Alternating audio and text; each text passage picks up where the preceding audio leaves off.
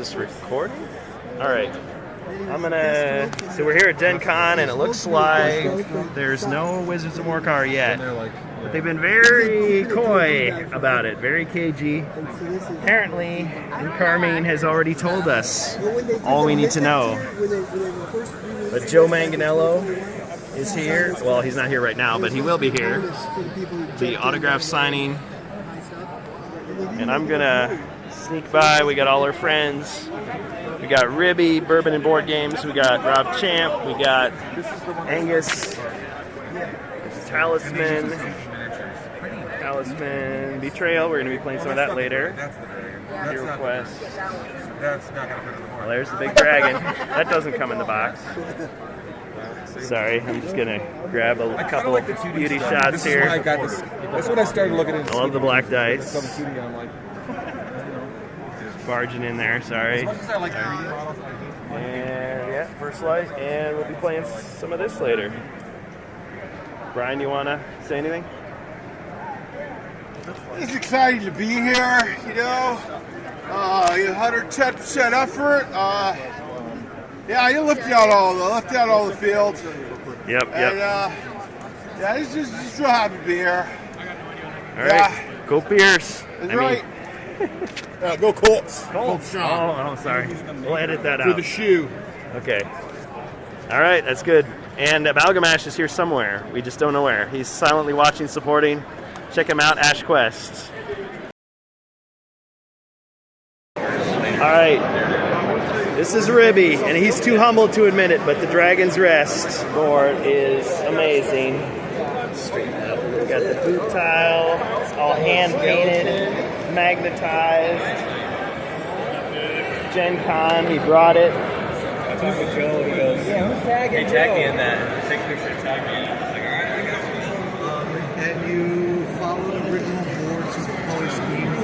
I tried to as close as I could. I got look over at the two small rooms, so I was like, yep, That detail. Yeah. So he didn't design it, but he printed it, he painted it, So I just used it. he magnetized it, Personalized it. table with the HeroQuest. Fantastic. What do you think, Brian? I don't know, man. I just walked up to this place. Who are these people? Yeah. No, actually, it's a very impressive thing. I mean, it just goes to show you what dedication and fandom and what technology can do. This is why HeroQuest is going to be around another 40 years. Absolutely. Yep. So you can engage the younger audiences. Yeah. Hey, I like the custom shirt you got there. That's pretty cool. It is. Didn't have to shove any guards on the side or anything to get my goods in the exhibit hall, but I was ready if I needed to. Is this Dark Age? Yeah. Dark Angels and Orcs together. That's right. All right, well, we're going to play some... Or whatever it is Zeno said. Yeah, that's not heresy. All right. We have fun. The door is locked, and what does Joe have to hide? Just kidding. It's in there somewhere. I think Ribby's in there. And Rob is in there. Just have to find out what happened. Maybe isn't like, for lack of a better term, like yours. Doing Neil Stripper movies?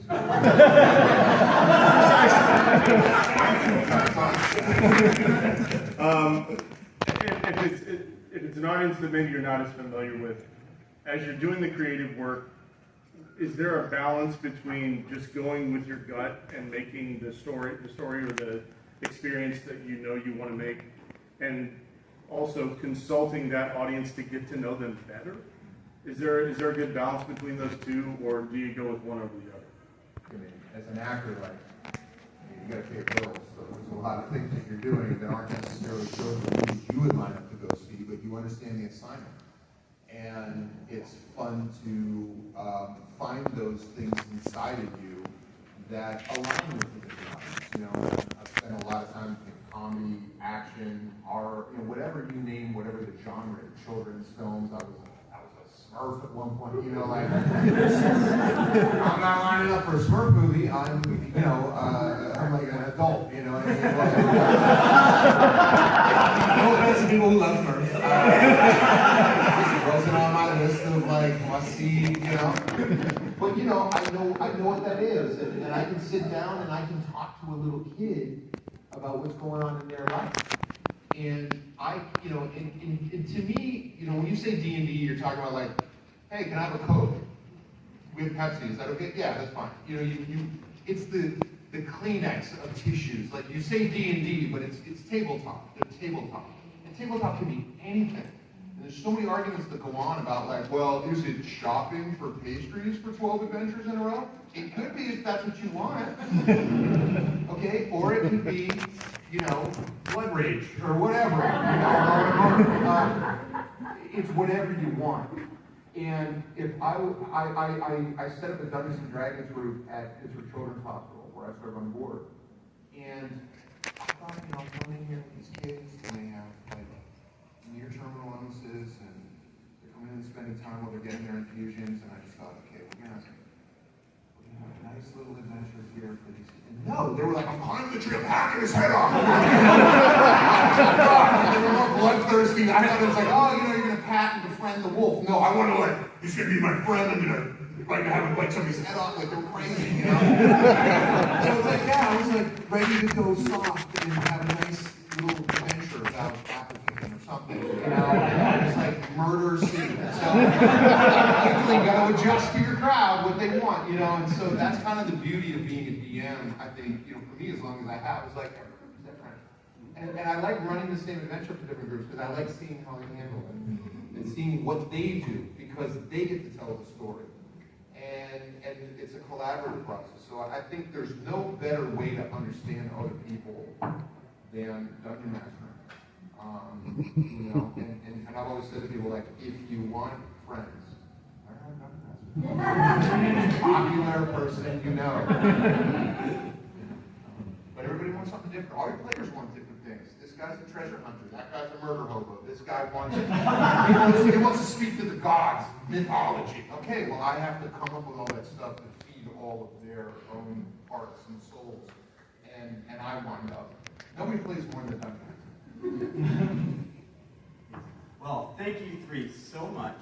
We are going to transition into a signing in just a moment, but before we do, I got to do a quick plug for something we just announced this morning. I don't know if any of y'all are reading Fourth Wing or anything from that series, but just today we announced Priorities Fourth Wing, which is a new party game for any. Recently abandoned his post, traveling south in pursuit of ambitions unknown. Pray, take your leave and investigate this matter, but seal yourself for unseen peril. Uncover who or what has taken root in the tower and eradicate it before it becomes an even graver threat. Easy. Alright. What's his name? Total party kill.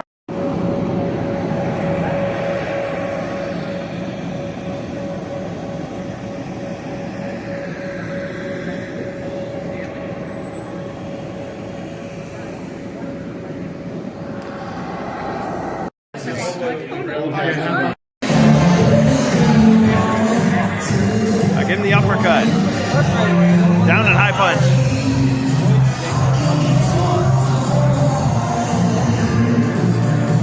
It feels a little sticky. People spilling their drinks on that console. Back forward punch.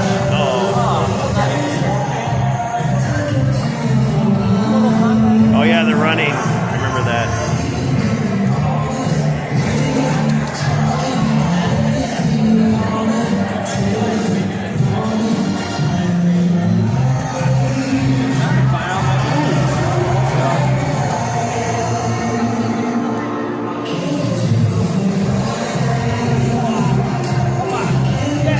Oh yeah, the foot sweep spam.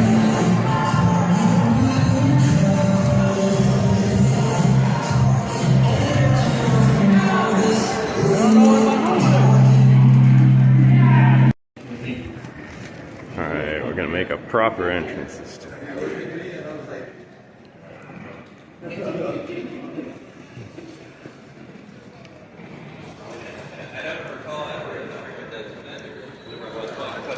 Are you not entertained?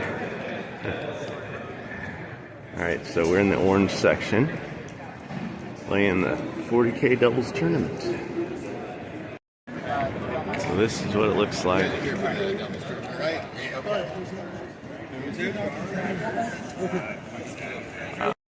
Alright, this is the Lucas Oil Stadium, and we're here for the tournament.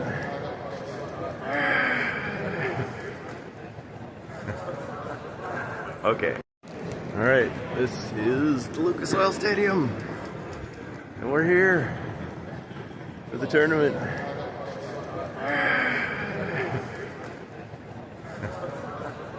Okay. Alright, we are table 4. We're going up against Space Marines and Check in the team, please. Imperial Guardsmen. Is that what they are? Yeah, Astro-Militaris. Astro-Militari. Okay, so we got Dark Angels and Orcs. Those are first opponents.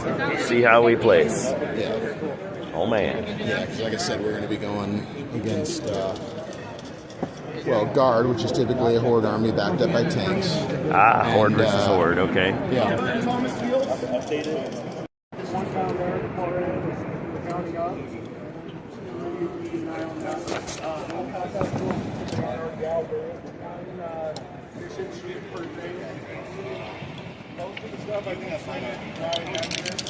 You have the updated stuff, use the updated stuff. Okay? Because it is an updated thing. Has everybody had their badge scanned? Want some more? Okay.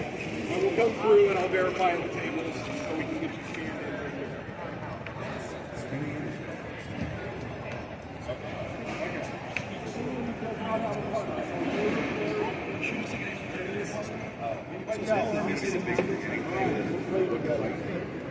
Well, have fun.